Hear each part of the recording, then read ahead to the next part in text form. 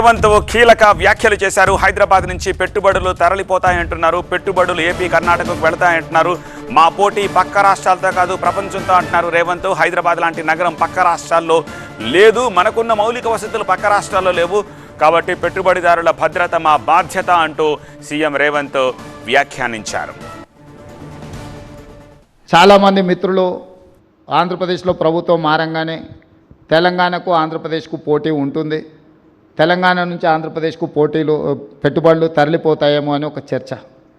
నేను ఒక మాట స్పష్టంగా చెప్పదలుచుకున్నాను. నా పోటీ ఆంధ్రప్రదేశ్, కర్ణాటక, తమిళనాడుతో కాదు, నా పోటీ ప్రపంచంతోనే. హైదరాబాద్ నగరం నా దగ్గర ఉంది.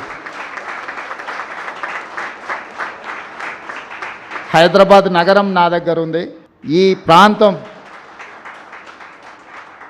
పక్క రాష్ట్రాలతో పోటీ పడే ఆలోచన నుంచి ప్రపంచంతో పోటీ పడడానికి ఎప్పుడో మా ఆలోచనను మేము విస్తరించుకున్నాము.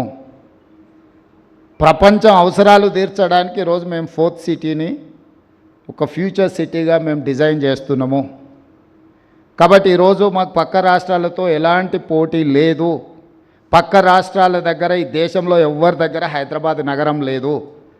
పక్క రాష్ట్రాలు పక్క ముఖ్యమంత్రుల దగ్గర ఔటర్ రింగ్ రోడ్, అంతర్జాతీయ ఎయిర్పోర్ట్ లేదు.